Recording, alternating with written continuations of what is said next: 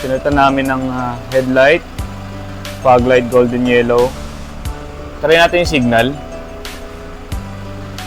Okay, yan yung signal niya. So, yan. Pinalitan rin namin. Pinalitan din namin yung mga step light.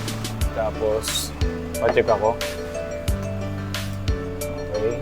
Pinalitan din namin ito. So, ngayon, check din namin yung ito yung the burst, pinalitan namin. Then, this one, the brake. Ayan. Pati reverse.